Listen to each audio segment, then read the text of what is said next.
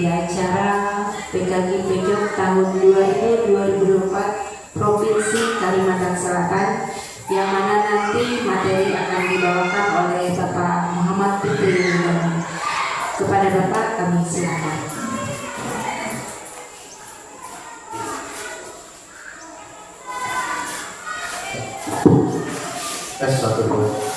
Assalamualaikum warahmatullahi wabarakatuh.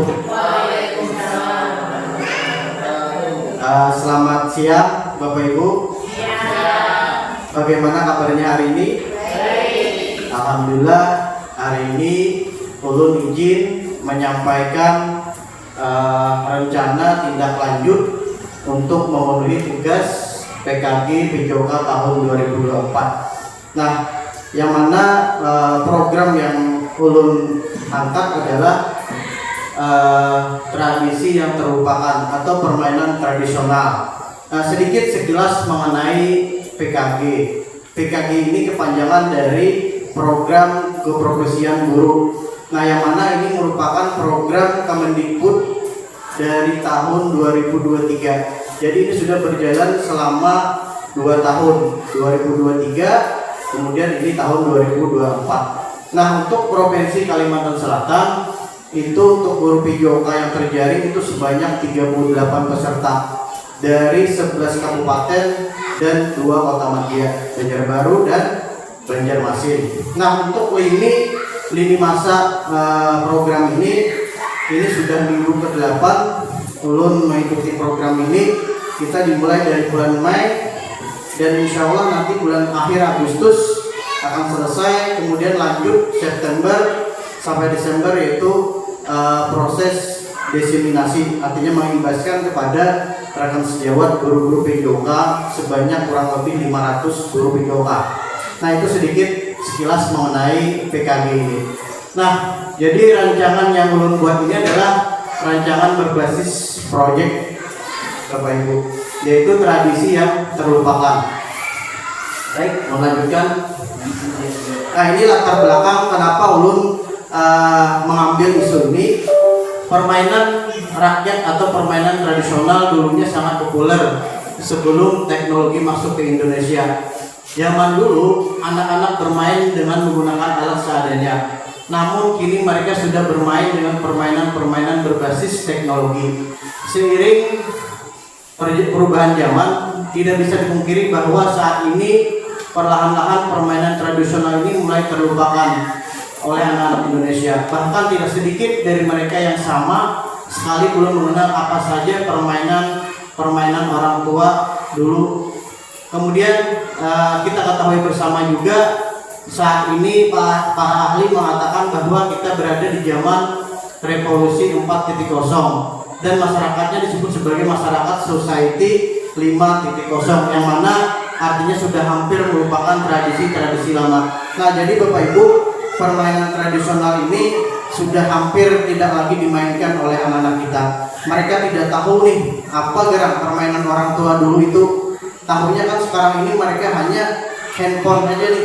Pulang sekolah yang dipegang handphone, mau makan handphone, mau tidur handphone, kan seperti itu Pak. Nah, artinya di situ mungkin anak tidak kreatif lah jadinya nantinya. Nah, kemudian revolusi 4.0 ini, apa yang dimaksud dengan revolusi 4.0 ini adalah kita berada di zaman digitalisasi, artinya serba menggunakan teknologi. Hampir seluruh sektor itu menggunakan yang namanya teknologi Pak.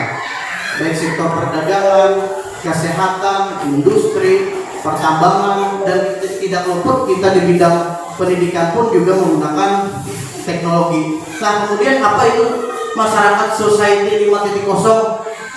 Masyarakat society 5.0 ini artinya Pak, masyarakat yang hidup di zaman teknologi. Kita ini adalah masyarakat smart, artinya masyarakat pintar di dalam menggunakan teknologi. Nah, jadi zamannya 4.0 dan masyarakatnya disebut sebagai masyarakat 5.0. Nah, itu. Baik, lanjut. Nah, permainan tradisional sesungguhnya banyak memiliki manfaat bagi anak-anak. Selain tidak mengeluarkan biaya, permainan tradisional sebenarnya sangat baik untuk melatih fisik, dan mental anak. Untuk itulah permainan tradisional diintegrasikan dengan mata pelajaran penjaskes.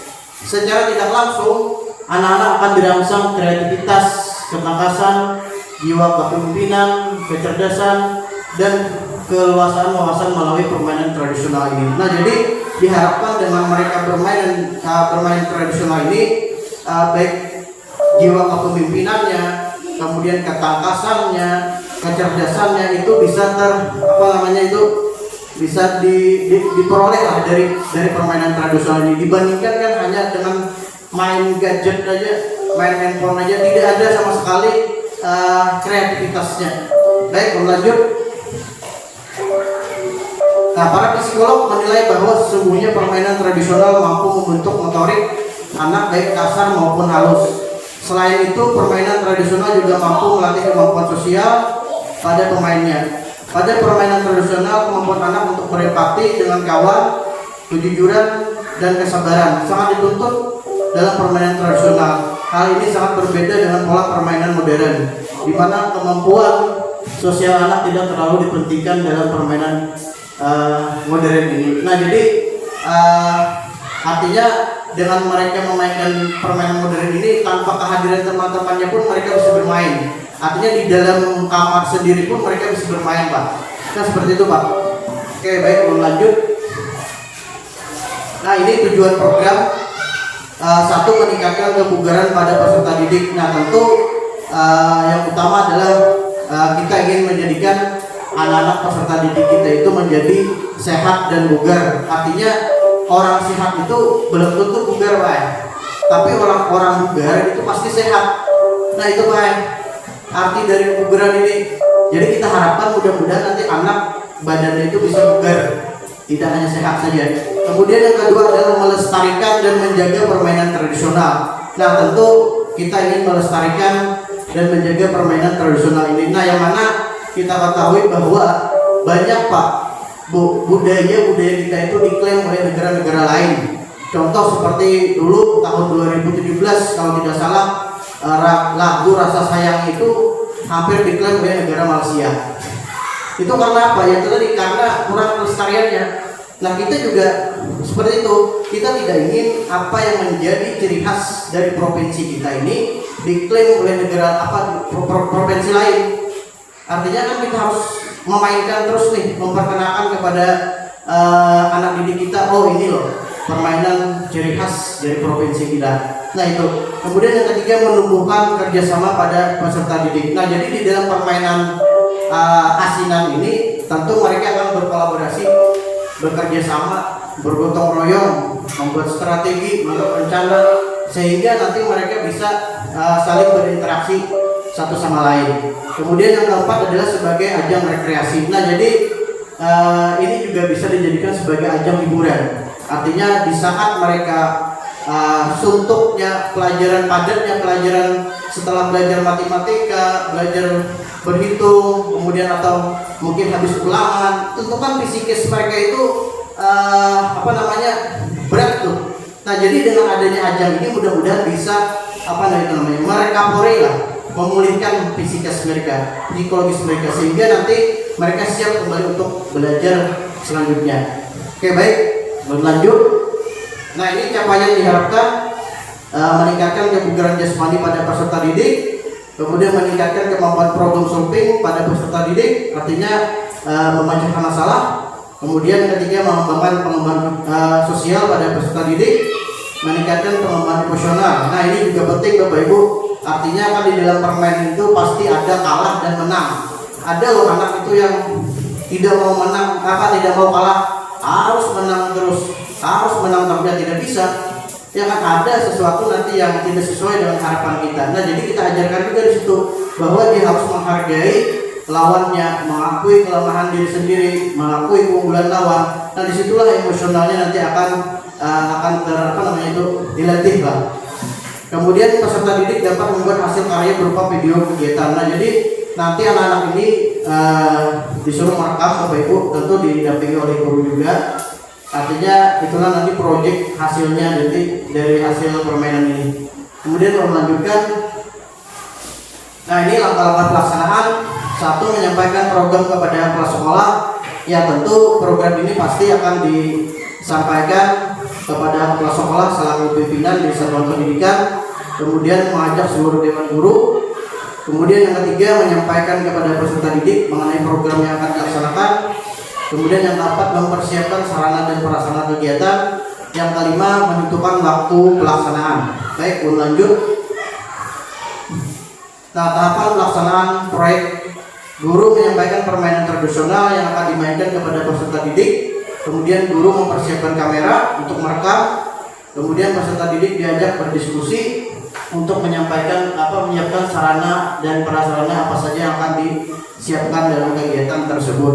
Baik, lanjut lagi.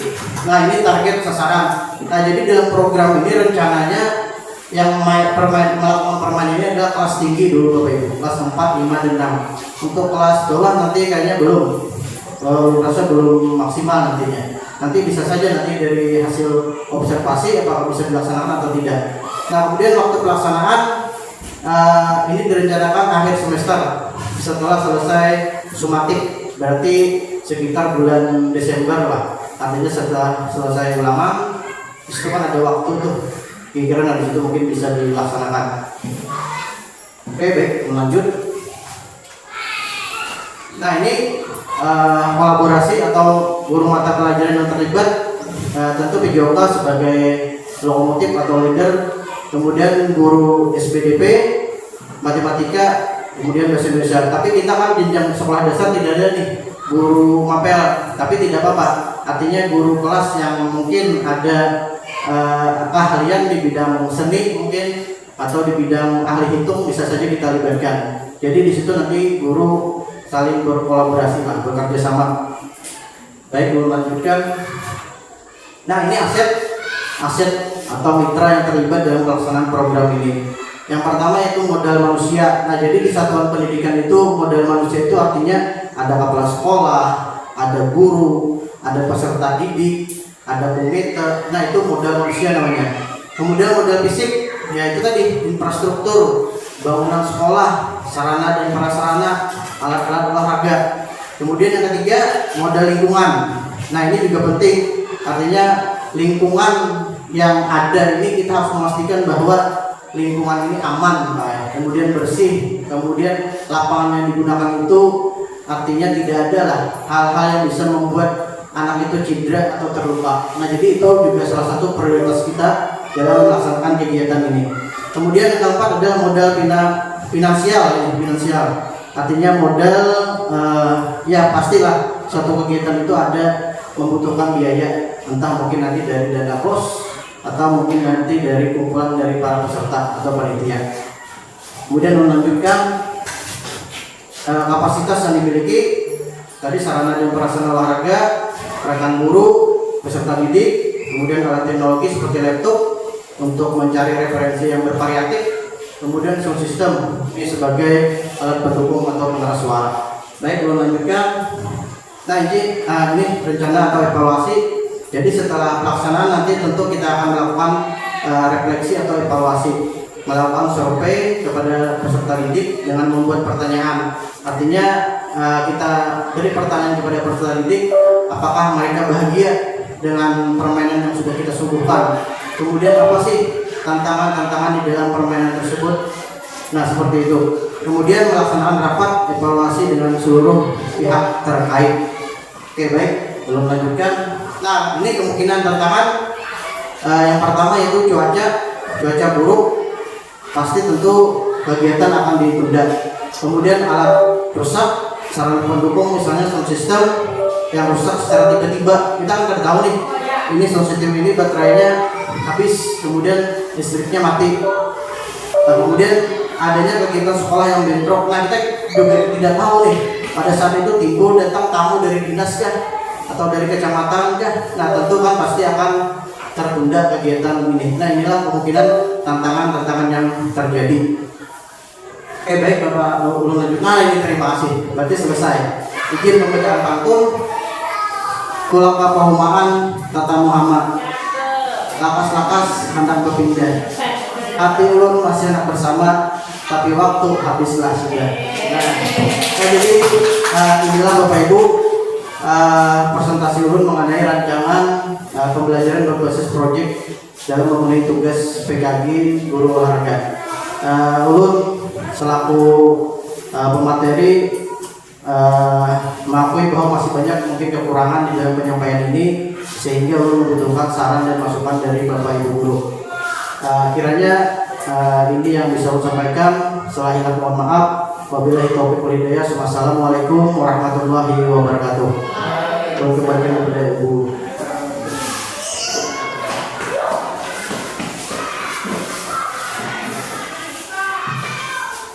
Ya, sekali lagi kita beri aplaus kepada Bapak